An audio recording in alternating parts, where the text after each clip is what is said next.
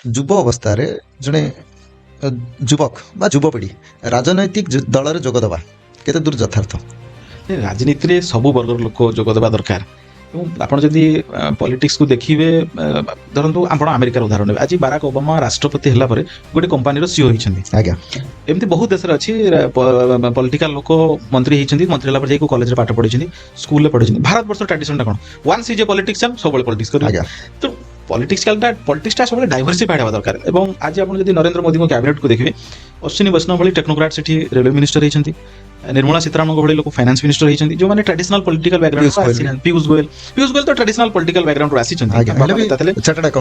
Chartered ହଁ, କିନ୍ତୁ ଏମିତି ମଧ୍ୟ ହେଇଛି ଯେ ହେଲେ କ'ଣ ହବ, ପଲିଟିକ୍ସଟା ଯଦି ଡାଇଭର୍ସିଫାଇଡ୍ ହବ, ଡିଫରେଣ୍ଟ ଆଇଡିଆ ଓପିନିଅନ ଆସିବ।